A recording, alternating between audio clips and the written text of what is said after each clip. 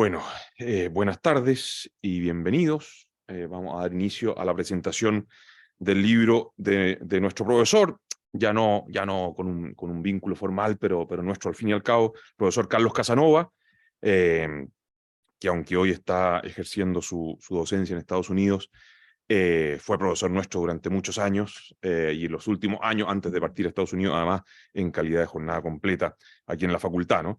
Además, el libro que vamos a presentar es el último de una serie de varios libros que el profesor Casanova publicó con ediciones UC, ¿no? Es decir, entre sus muchas publicaciones en distintas editoriales, son varios los libros que llegó a publicar con ediciones UC, ¿no? Y por lo tanto nos da una gran alegría poder publicar este último libro, que es como su último legado, ¿no? No es que queramos matarte todavía, Carlos, pero bueno, por lo menos tu último legado aquí en Chile, ¿no? El libro se titula Verdad Práctica en Defensa de la Ética Clásica, Ensayos Escogidos, y lo va a presentar el decano de nuestra facultad en conjunto con el profesor Gonzalo Letelier Vido, también profesor de larga data nuestro. Muy bien, muchísimas gracias ante todo al profesor Felipe Vido, que ha sido el gran eh, promotor de esta importante presentación, lanzamiento del libro del profesor Carlos Casanova. Ciertamente quisiera saludar muy afectuosamente también al profesor Gonzalo Letelier, quien va a realizar la presentación y los comentarios correspondientes. Yo sencillamente me remito, dada mi condición de administrativista, a adquirir una posición prudente frente a la aproximación a tan importante tema, así que no me arrogaría las posibilidades de presentarlo propiamente, pero sí, por supuesto, de presentarlo no en un sentido académico, sino en un sentido institucional, ¿ah? Y en ese sentido, em, quisiera también agradecer la presencia de cada uno de ustedes hoy en este lanzamiento. La sala está muy llena de entusiasmo y muy llena de juventud también, así que quisiera agradecerles a todos ustedes, pero por sobre todo quisiera felicitar y agradecerle muy especialmente al profesor Carlos Casanova, quien nos acompaña con una imagen bastante preocupante, por así decirlo, porque acá hace mucho frío y vemos que él está pasando unas temperaturas muy gratas por lo que se advierte, ¿ah? Igualmente quisiera saludar al director del Instituto de Éticas Aplicadas de la Universidad, profesor Juan Larraín. Entonces, lo primero que quisiera eh, hacer es una especie de guiño aristotélico, ¿ah? Tomando una observación que justamente ha hecho el profesor Vido al iniciar esta presentación, que él enfatizaba que Carlos es nuestro. Y yo con dolor, podría decir derechamente, tengo que decir que ya no es nuestro en el sentido de que forme parte de los profesores de jornada propiamente, de la facultad, en fin. Pero, insisto, vuelvo a Aristóteles, y así como el ser se dice de muchas maneras distintas, entonces lo nuestro también se dice de muchas maneras distintas.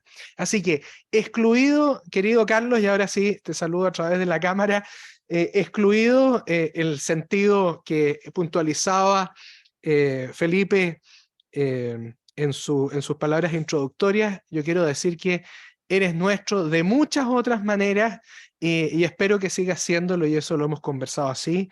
Y quisiera, por supuesto, entonces felicitarte también como autor nuestro de este libro de Verdad Práctica en Defensa de la Ética Clásica, que recoge varios de tus estudios. Yo quisiera enfatizar desde un punto de vista de la facultad en general, ciertamente, cuál es la importancia para nosotros de este libro.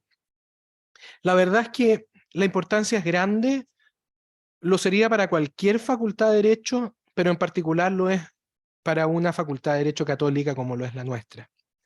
Y esto yo quisiera detenerme en 3 puntos que quisiera que retuviéramos solamente de las palabras que eligió Carlos para denominar el libro: ética, clásica y verdad.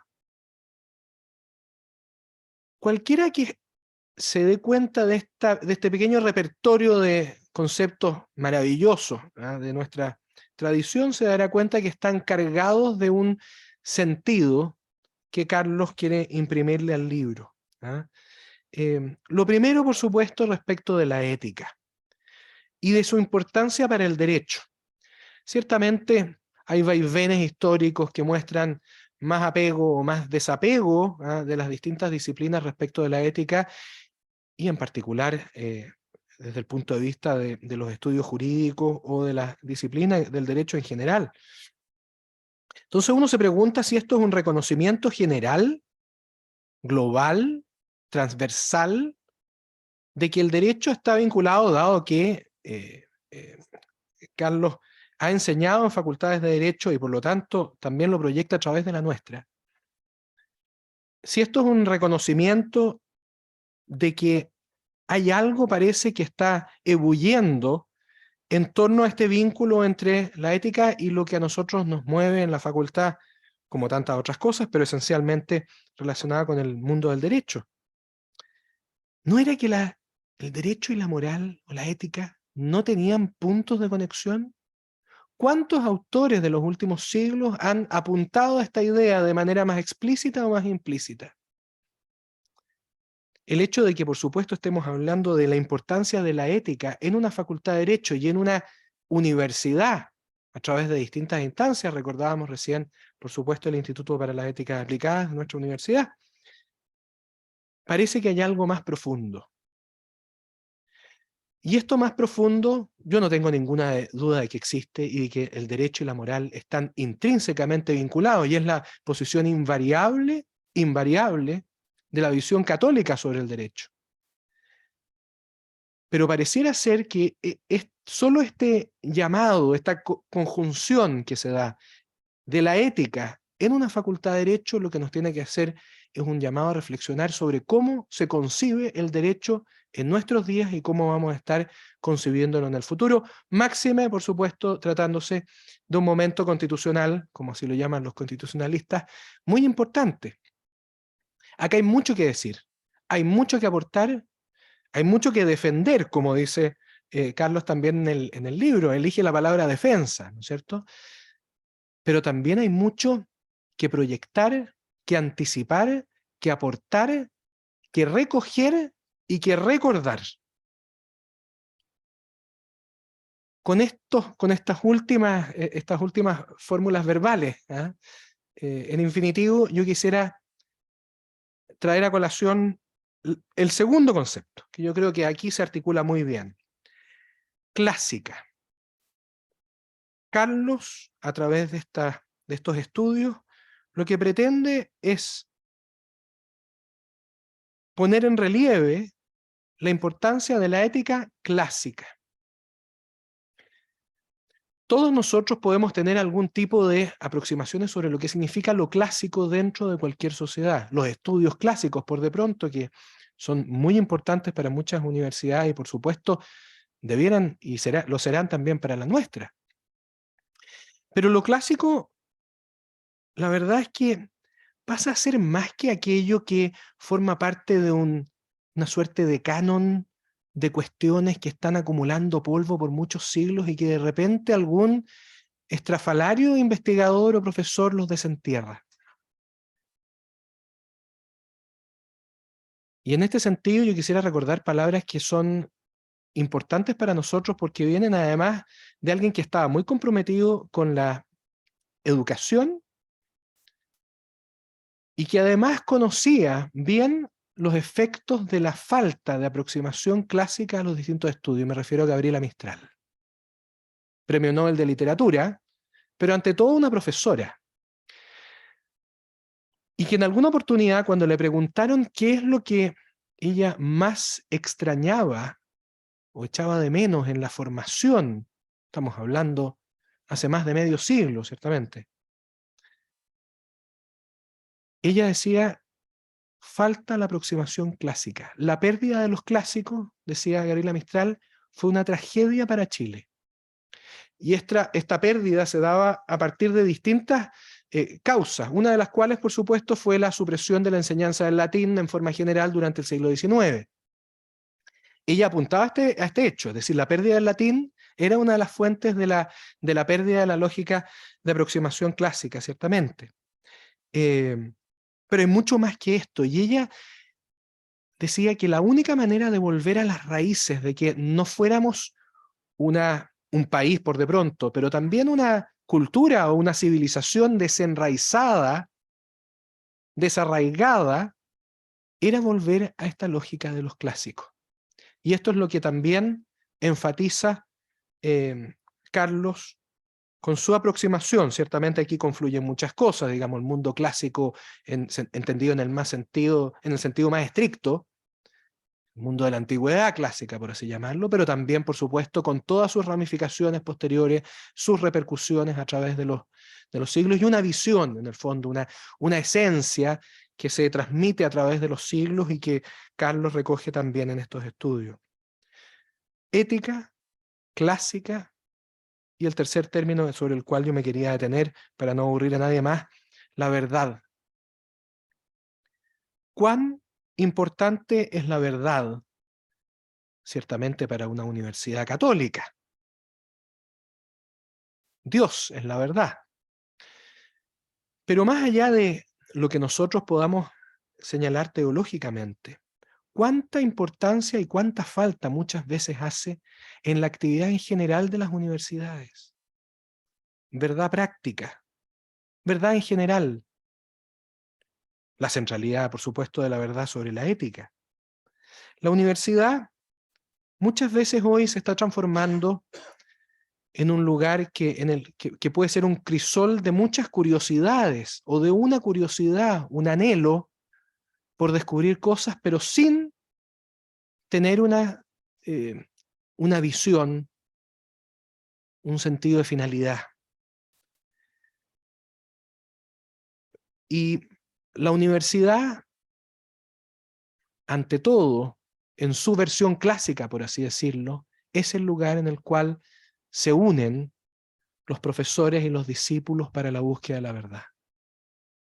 Eso muchas veces se está extrañando por la desaparición de la noción misma de verdad, la relatividad aplicada a todo y por lo tanto la destrucción de la lógica de la verdad en su sentido más profundo, la falta de existencia de un lugar de encuentro, y por eso es tan importante que hoy estemos profesores y alumnos reunidos celebrando este lanzamiento tan feliz del libro de Carlos.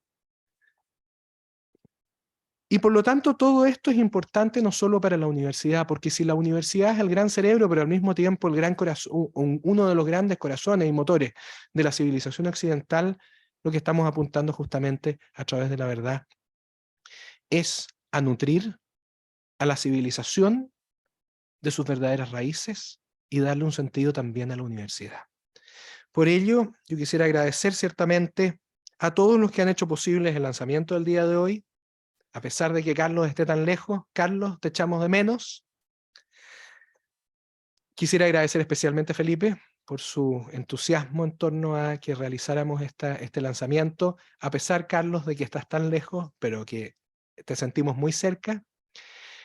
Muy especialmente a todos ustedes, y por cierto, sobre todo a Carlos, a quien le debemos esta excelente recopilación de estudios y de quien vamos a estar muy anhelantes de verlo personalmente en Chile, esperemos no en un tiempo muy lejano, a quien le deseamos los mayores éxitos en esta nueva etapa de su vida, que se ha visto motivada ciertamente por necesidades familiares, eh, y, y por lo tanto también vamos a estar esperando tus próximas obras, Carlos, con mucho entusiasmo, porque sabemos que seguirás teniendo tanto que decir sobre la ética clásica, el clasicismo, la verdad, la universidad y un sinfín de otras cosas unidas por la filosofía que a ti te llena el alma y a nosotros nos llenará el alma también con tus estudios.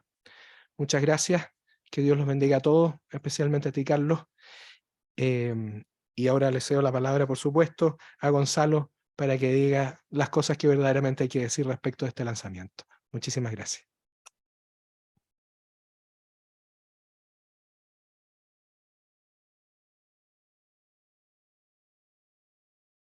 Bien, muy buenas tardes. Muy buenas tardes, Carlos. No sé si supongo que son tardes ahí también, ¿no? Muchas gracias por esta invitación.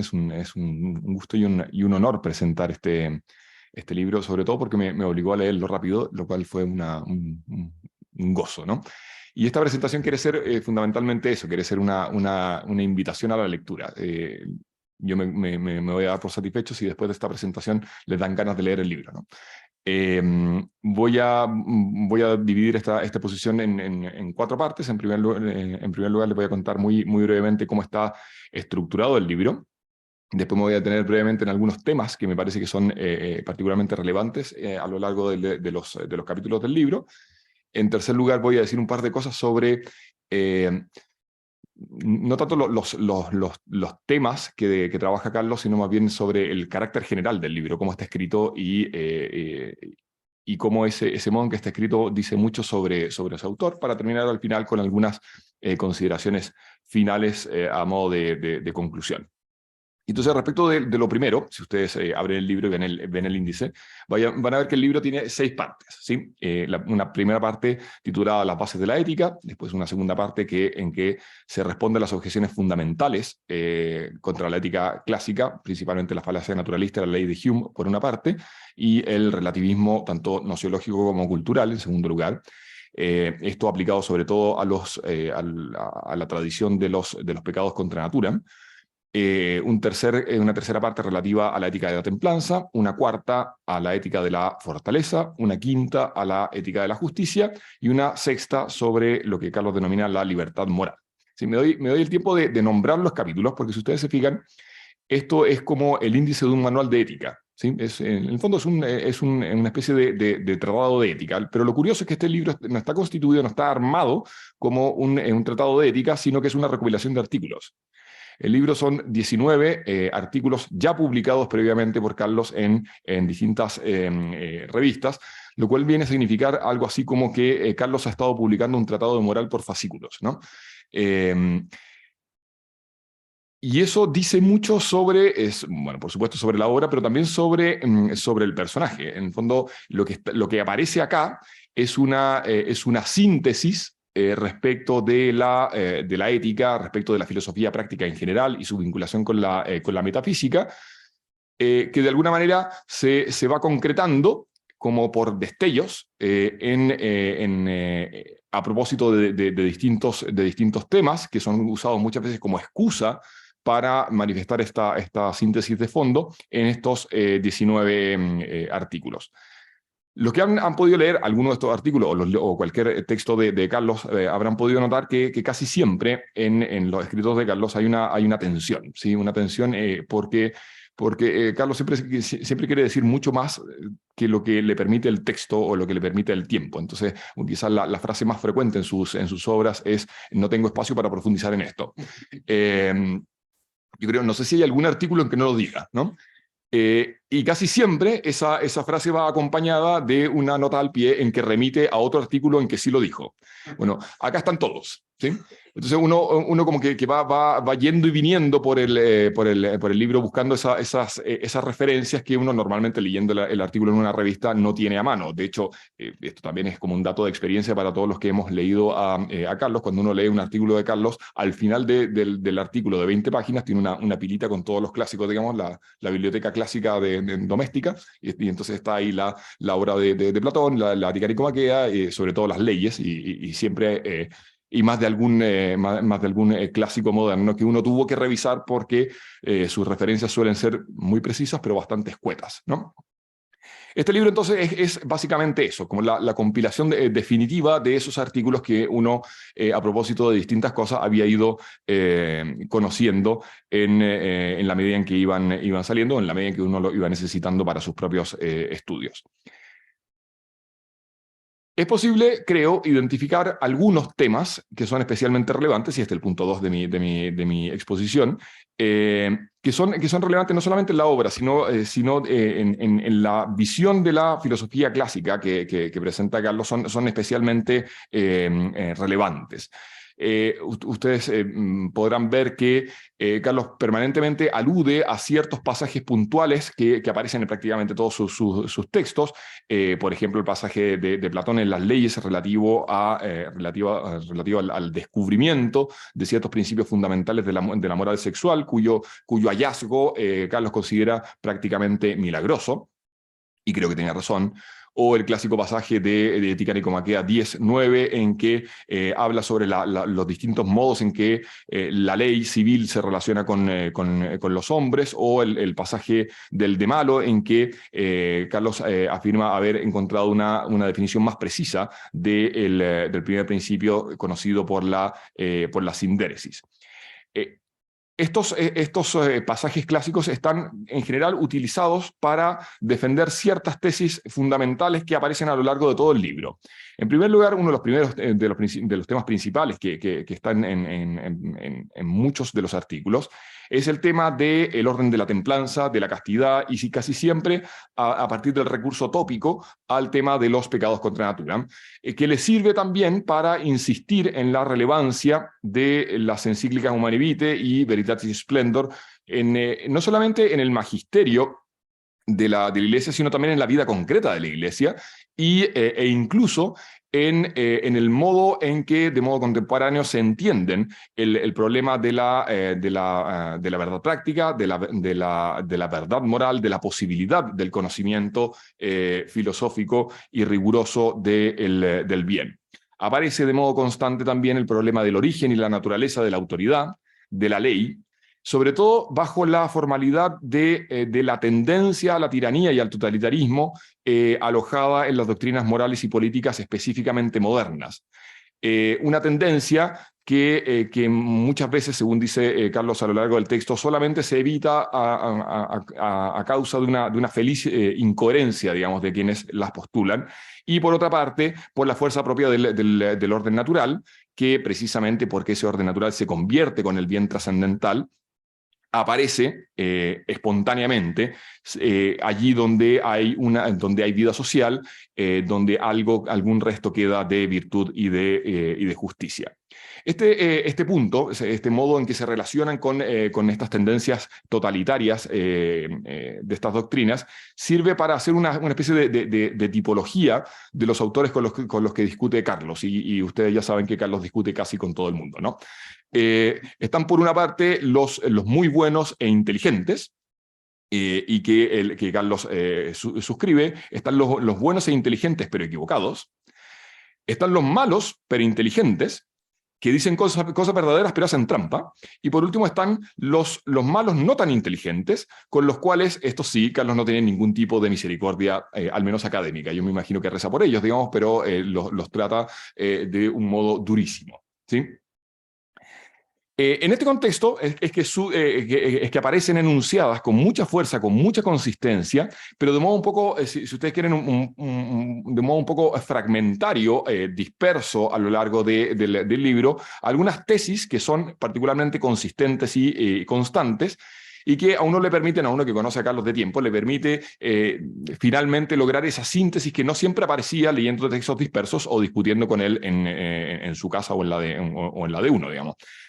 Por una parte, está la idea de que la verdad de las cosas, y sobre todo la verdad de la naturaleza del hombre, en cuanto a efectos de la sabiduría divina, son auténticamente fundamento del saber moral, ¿sí?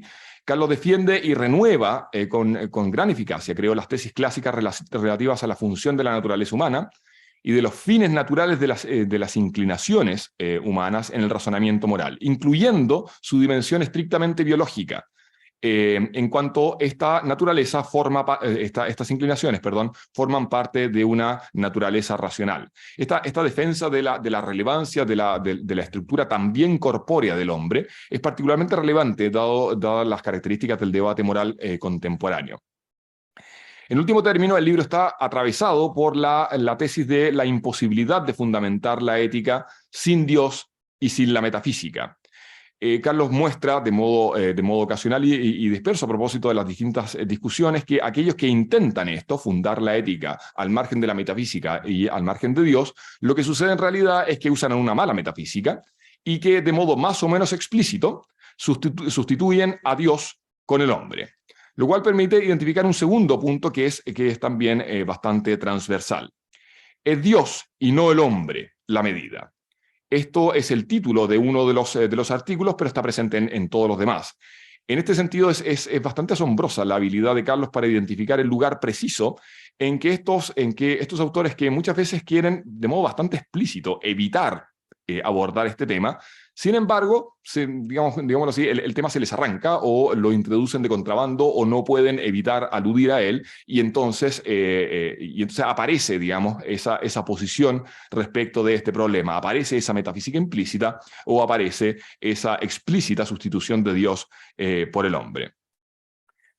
Una tesis muy original y valiosa de Carlos, que está incluso en el título del libro, es la idea de la verdad práctica como adecuación de la razón a una proporción real entre el bien y el agente.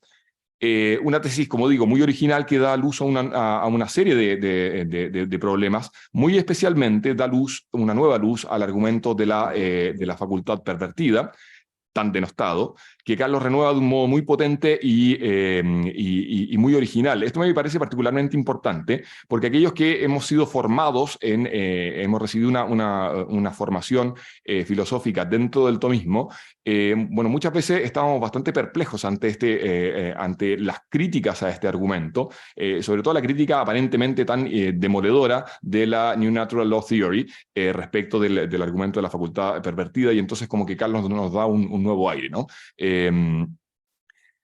La tesis, sin embargo, es importante por muchas razones. Yo quiero detenerme fundamentalmente en dos cosas que se siguen de este modo de entender la verdad práctica. Por una parte, esta definición permite defender la prioridad de la verdad práctica por sobre la virtud, ¿sí? La verdad práctica como una verdad de las cosas funda la virtud moral y no al revés. Este punto puede pasar un poco desapercibido, pero es fundamental, porque permite también reivindicar el carácter primariamente especulativo del conocimiento del bien y, por lo tanto, reconstruir el vínculo entre razón teórica y práctica que tan dañado ha quedado después de la obra de autores como Grisset, Finis o Ronheimer. Es decir, la tesis de que la razón práctica no es autónoma y que el modo natural y primario del conocimiento, también de la ética, es el conocimiento teórico. En segundo lugar, esta tesis, esta definición de la verdad práctica, permite destacar el carácter tópico y no lógico-deductivo del saber moral, con la consiguiente reivindicación del valor de la prudencia, por una parte, pero también del carácter estrictamente físico, en el sentido de physis, pero no fisicalista, del razonamiento moral en el ámbito de la templanza, es decir, en el ámbito de aquellos bienes de la razón, y todos los bienes, pues, precisamente porque todos los bienes humanos son bienes de la razón, respecto de los cuales, sin embargo, sentimos una especial atracción sensible a causa del placer que produce su consecución. Carlos no desecha la definición típica, la definición clásica de verdad práctica como adecuación de la razón al apetito recto, pero la considera precisamente típica, es decir, un tipo dialéctico propio de un saber constitutivamente tópico, no lógico-deductivo, semejante, dice Carlos, a la figura del buen padre de familia en el ámbito del derecho civil, ¿sí? Estos son los temas que a mí me interesaba destacar. Quiero ir cerrando, destacando ya no tanto temas, sino algunos rasgos notables del libro. Es un libro que se lee muy fácil, es un libro agradable de leer, porque en él, en primer lugar, aparecen permanentemente ideas profundamente bellas, ¿sí? Bonitas, que uno las lee y se queda pensando. Cito solamente algunas que a mí me llamaron particularmente la atención. Carlos entiende la ética no tanto desde una perspectiva legalista como aquella a la que estamos acostumbrados, en el fondo la idea de portarse bien según una norma, sino que, cito, como un servicio al bien inteligible, o como un servicio al bien conveniente, bien que en último término no es otro que Dios. Y por eso la pregunta de la ética, como la plantea Carlos, consiste, o se puede formular, en los siguientes términos. Lo bueno es aquello que la verdad espera de mí. Son una sabiduría y una virtud vividos, no meramente dichos y explicados, y que son vividos fundamentalmente como un servicio a Dios. En segundo lugar, es notable la ecuanimidad de Carlos al momento de argumentar. Una ecuanimidad que, por supuesto, todos lo conocemos, no se opone a la pasión con la que defiende sus argumentos.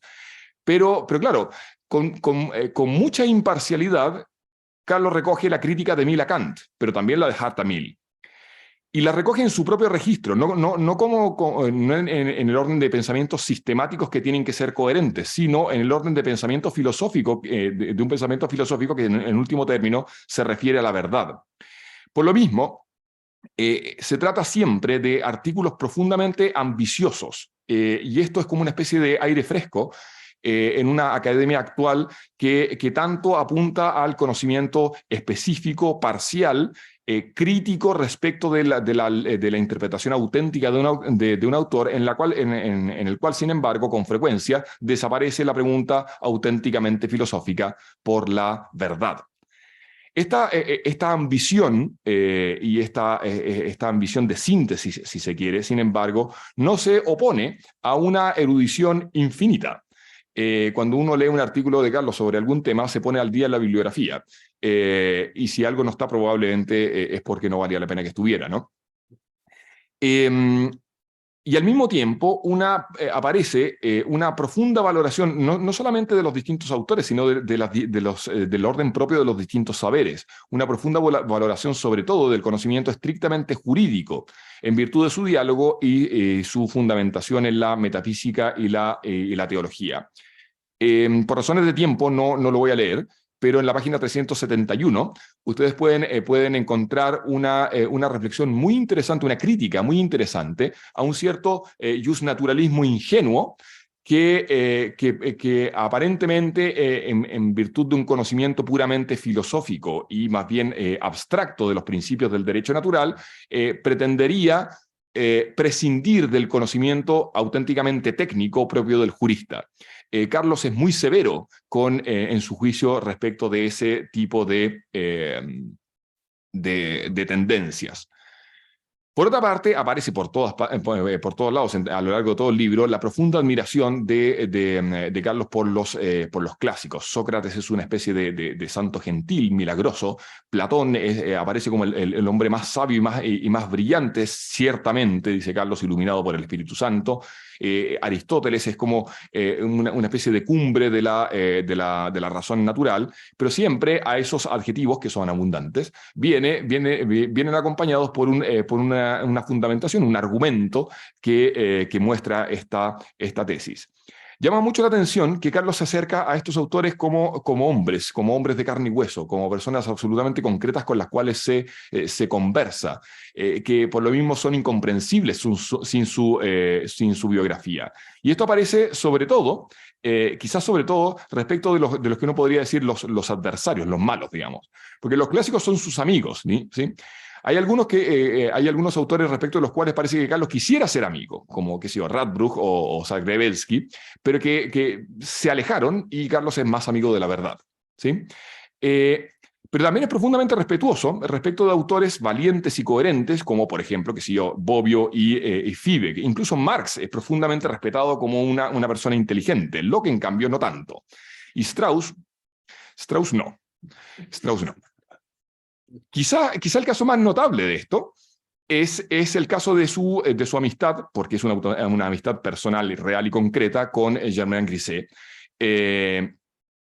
a quien Carlos me da la impresión de que conoció a propósito de los congresos tomistas que organizábamos en la Universidad Santo Tomás, con el cual me consta que tuvo un diálogo personal y constante hasta su muerte.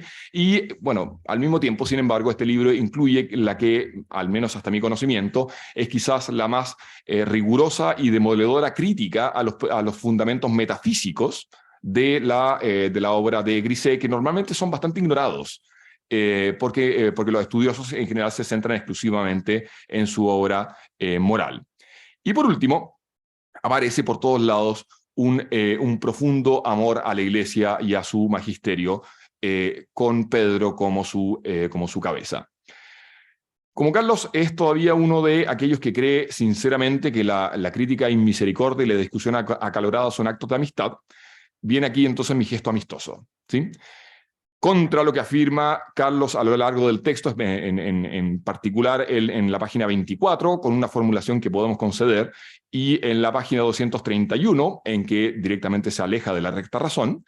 Contra también lo que afirmaba en la Universidad de Santo Tomás y en estos patios y en su casa en Buin, la ley, Carlos, no es esencialmente coactiva, aunque de hecho siempre esté respaldada por la fuerza. Vamos a poder seguir discutiendo eso cuando nos volvamos a ver, cuando tú vengas, ¿ya? Concluyo. Es muy notorio, muy notable, como no hay hiato alguno entre la vida y la academia para Carlos. Carlos defiende sus posiciones como de quien defiende su casa de los ladrones, como quien defiende a sus padres de un agresor, como quien defiende la patria de sus enemigos. Con una analogía que a Carlos le va a molestar, y que yo enuncio precisamente por eso, su escritura es militante, ¿sí? Militante al modo de la escritura de los neomarxistas y de los teóricos de la teoría de género, de ese modo. Es decir, es absolutamente inseparable la intención argumentativa de la persuasiva y respecto del llamado a la acción. No es una acción revolucionaria, por supuesto, pero sí es una acción estrictamente moral. Por eso leer este libro es como estar conversando con Carlos, ¿sí? Con esa mente rápida de Carlos, con una erudición absolutamente asombrosa, con formulaciones extremadamente sintéticas y profundas que uno, sin embargo, no ha terminado de digerir y de entender cuando ya está siendo arrollado por la siguiente. Y un diálogo en el que absolutamente todo tiene que ver con todo. O sea, un ejemplo muy claro de esto es lo que sucede con el capítulo 17. El capítulo 17 está presentado como sobre la justicia conmutativa, y sin embargo, uno lee, claro, alude a la justicia conmutativa, pero se trata fundamentalmente de la incapacidad del positivismo para evitar la deriva totalitaria. Alerta de spoiler, no lean ese capítulo sin antes haber leído 1984, porque Carlos les cuenta el final. Pero sobre todo lo que hay aquí es un texto que está profundamente vivo, en el que aparecen por todos lados los grandes amores y las grandes preocupaciones de Carlos. Un texto que reacciona con vehemencia ante el mal moral, ante el abuso del débil y ante los disparates o los insultos a la inteligencia. Carlos no tiene empacho en mostrar cuando la argumentación de Locke, Kant o Gadamer, por ejemplo, es simplemente tramposa, desvergonzada, absurda o ridícula. Todos estos adjetivos son suyos. Y sin embargo, con rigor, muestra por qué usa ese adjetivo. Todas estas emociones aparecen encarnadas en los problemas concretísimos de la vida y de los amores de Carlos, respecto a la institución universitaria, respecto de la realidad de Hispanoamérica, respecto de su experiencia de Venezuela, pero también respecto de, como en la nota de la página 106, respecto de una prima que regularizó su situación conyugal. Es todo profundamente vivo y concreto, ¿sí? Termino con una referencia al título del libro. El libro se llama Verdad Práctica, en defensa de la ética clásica. El título describe muy claramente lo que es el libro. Es una defensa de la ética clásica. Carlos defiende la ética clásica como a una ciudad sitiada, ¿sí? Con las armas del combate dialéctico y académico, pero también con dientes, uñas, palos y bombas atómicas. Es decir, con las armas de la razón, pero también con la pasión del que ama algo. Esto, yo les decía, es una invitación a la lectura. Termino invitándolos entonces a la lectura. Afírmense.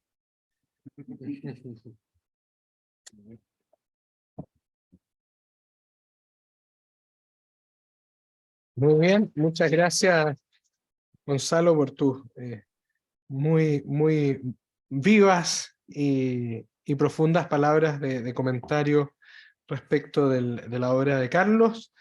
Y vamos a dar paso entonces a lo que dramáticamente ha sido calificado como las palabras finales de Carlos Casanova. Así que, Carlos, tienes la palabra. Espero que no sean las palabras finales en sentido absoluto, sino meramente relativo. Gracias, gracias. ¿Esto debe acabarse a las 1:50 o a las 2? Esa duda tengo. ¿Debe acabarse a las 1:50 o a las 2? A las 2, por cierto. A las 2. Ah, ya. Muy bien. Bueno, entonces, primero quiero pedir excusas por mi facha, porque simplemente cuando llegué a la oficina me acordé de que tenía que ponerme la corbata, pero eso suponía caminar media hora para la casa y media hora de vuelta y no tenía tiempo. Lo siento. Pero bueno. Quiero, sobre todo ahora, dar las gracias a todas las personas que hicieron posible este trabajo. En primer lugar, el libro. Y Y entre esas personas a las que quiero agradecer está, por supuesto, en primer lugar Dios, y luego mis padres, mi esposa, mi familia, bien. Luego al decano también, que sus palabras fueron bastante buenas, voy a referirme a ellas brevemente al final. También quiero agradecer a toda la facultad por medio del decano. Bien, porque trabajé en ella 10 años, en la universidad trabajé en realidad 17 años y tanto, y medio. Y muchas de las cosas que digo en el libro nacieron de discusiones y que tuvimos los profesores como Gonzalo y Felipe y Cristóbal y yo que sé, Álvaro, a lo largo de los años, o también de las clases, de las preguntas de los estudiantes en los 10 años que di clases en la facultad. Bien, también quiero agradecer a la Universidad Santo Tomás, en particular a Esther Gómez, que no sé si está allí, pero quiero agradecerle que hizo posible la publicación en papel, porque ella financió, o sea, la universidad financió la mitad de lo que quedaba después del aporte de la facultad. Eso es la... También porque trabajé en el CED durante más de 6 años y buena parte de los artículos aquí recogidos los escribí mientras estaba en el CED. Así que es otro motivo para agradecer a la Universidad de Santo Tomás. Y agradezco a Felipe, a Matías, a Daniel Barlet por haber hecho posible este acto. Y también agradezco especialmente a Gonzalo por su presentación, que me gustó mucho. Y voy a comentar algunas cosas después sobre ellas. Y a todos los amigos que me han apoyado, con quienes he sostenido discusiones esclarecedoras. Bien. Entonces, voy a referirme en primer lugar en los minutos que me quedan brevemente a algunas cosas que dijeron el decano y Gonzalo. Respecto de la relación entre derecho y ética, quería decir algo interesante que leí en estos días, hace poco. Hay un artículo publicado en la red que es sobre la conferencia, se llama The Bellagio Conference on Legal Positivism.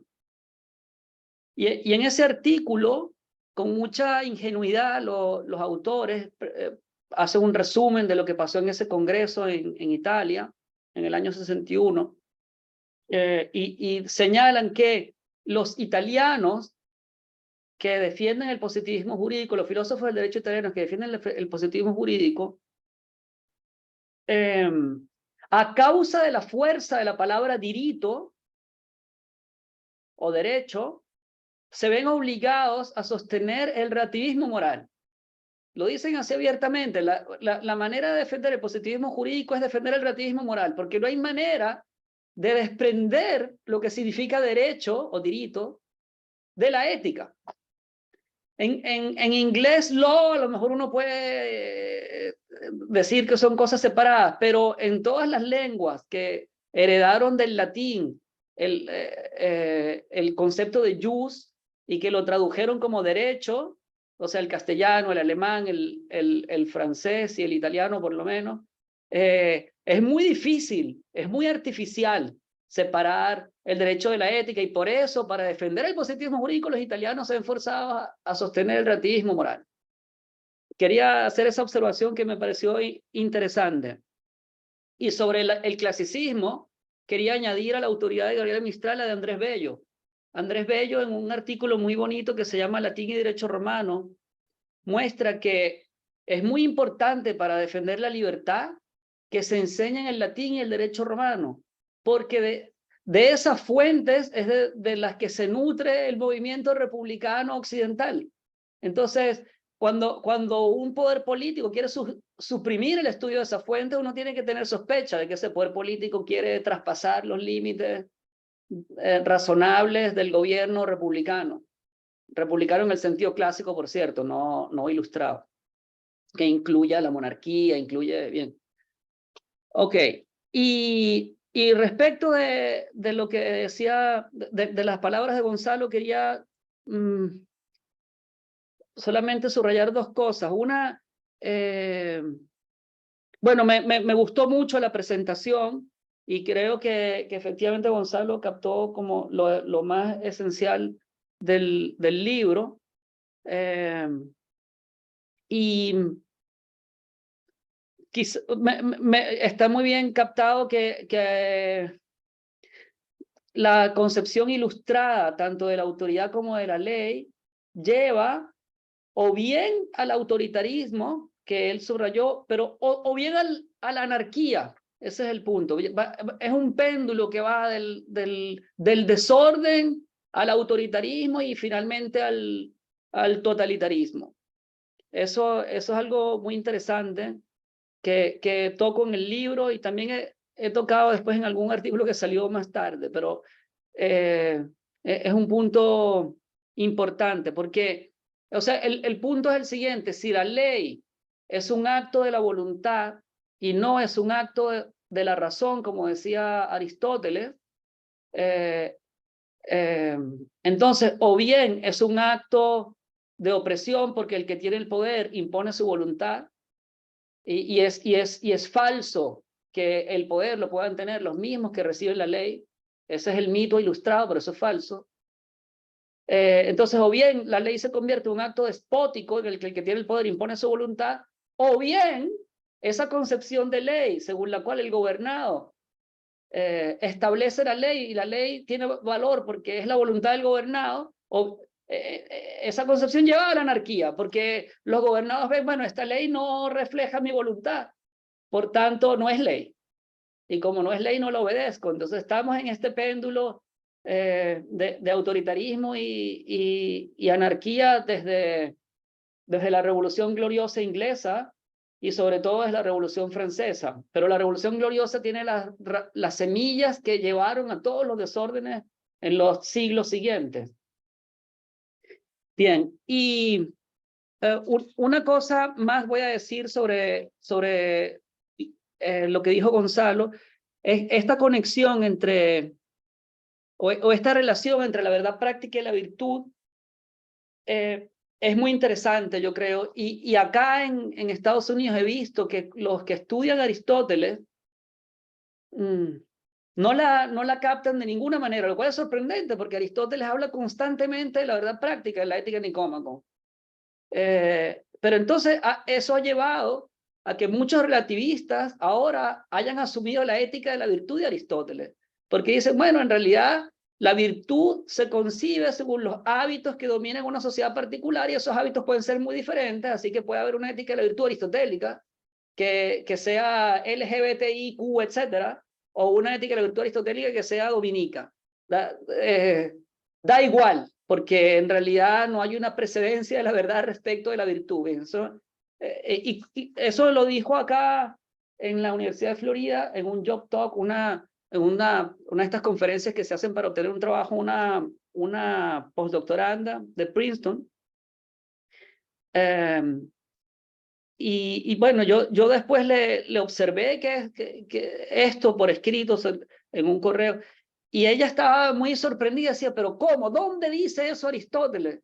Claro, en ninguna parte Aristóteles dice, ahora les voy a explicar, primero está la verdad y después está la virtud. No, en ninguna parte dice eso, pero una lectura cuidadosa de Aristóteles lleva a ver que efectivamente la virtud no es otra cosa que el gobierno de toda la vida humana y del alma humana por parte de la razón, o sea, el gobierno de la razón sobre la vida humana y sobre el alma humana, y el gobierno de la razón tiene una medida que es la verdad. Entonces, en realidad la virtud no es otra cosa que una participación de todo el hombre en la verdad. Bien, respecto de la crítica de Gonzalo, lo que voy a decir es que yo estoy de acuerdo en que la fuerza no es parte de la esencia de la ley, pero sí es una propiedad. Bien, pero de eso podemos hablar más en otro momento porque es la eterna discusión. Ya.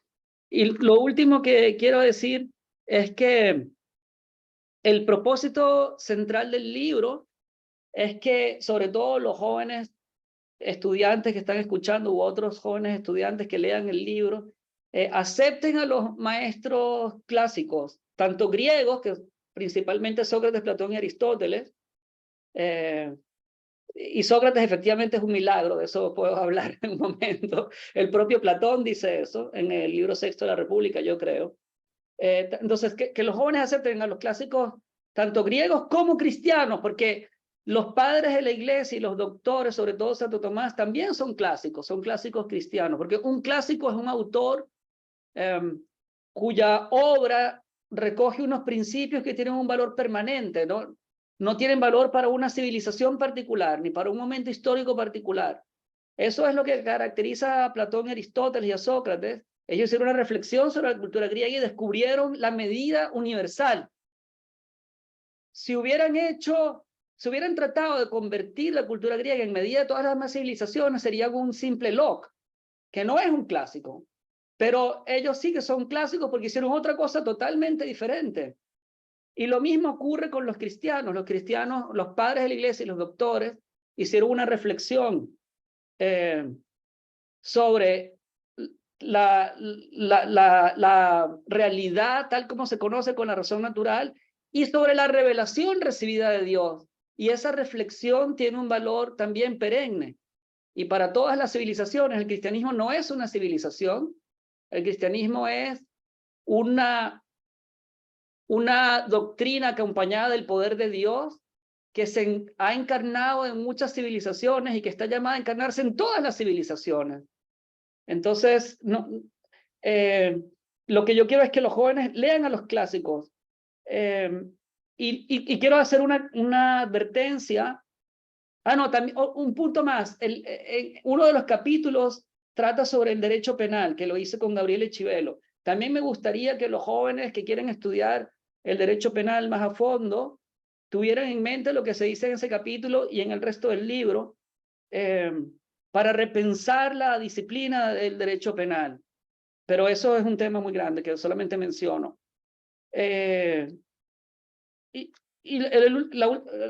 Una última advertencia quiero hacer y es que este libro debe leerse, yo creo, o es conveniente, no es que debe, pero sería bueno que se leyera junto con Racionalidad y Justicia, porque este libro responde como a la crítica metafísica, a las críticas metafísicas, a la ética clásica, pero Racionalidad y Justicia yo creo que responde a los mitos democratistas, que son muchas veces lo que aparta a los jóvenes de la ética clásica. Bien, claro, yo me doy cuenta de que en una sociedad corrompida como la actual, es muy difícil que un joven, digamos, llegue a toda su madurez sin haberse corrompido, es muy difícil.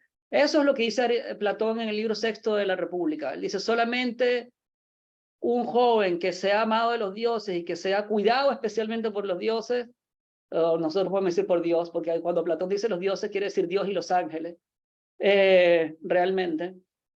Solamente un joven así, cuidado especialmente por Dios, puede no corromperse en una sociedad tan corrompida. Y Sócrates, Platón está pensando particularmente en Sócrates, que recibió ese genio, o como él decía, demonio, en el sentido de espíritu intermedio entre Dios y los hombres, recibió ese genio que lo corregía cuando actuaba mal. Bueno, nosotros tenemos la gracia para que los jóvenes eviten la corrupción de la sociedad en la que vivimos, pero es difícil y lo vemos por experiencia. Hay muchos jóvenes que en el departamento hemos formado a lo largo de los años y que luego cuando entran en la arena política acaban capitulando. Pero la idea del libro es ayudar a los jóvenes a que tomen por maestros los clásicos y que eso los guíe en medio de la corrupción general en la que vivimos. Suena un poco como apocalíptico esto de la corrupción general en la que vivimos, pero basta pensar en que prácticamente en todos los países está legalizado el aborto, ¿verdad? Eso solamente nos lleva a ver, y se elogia a China, donde se han practicado algo así, o sea, hasta el 2008 se habían practicado algo así como 400 millones de abortos forzados y 200 millones de esterilizaciones forzadas de mujeres. O sea, el genocidio más dramático de toda la historia humana se ha realizado en ese país que ahora se quiere poner como un modelo. Entonces estamos en una época corrompida, pero es posible conservar la sensatez y la bondad del alma. Y yo creo que la manera es precisamente tomando los clásicos por maestro y recibiendo la gracia de Dios. Y eso es el objetivo de este, o sea, el fin de este libro. Eso es lo que quería decir. Sí, sí.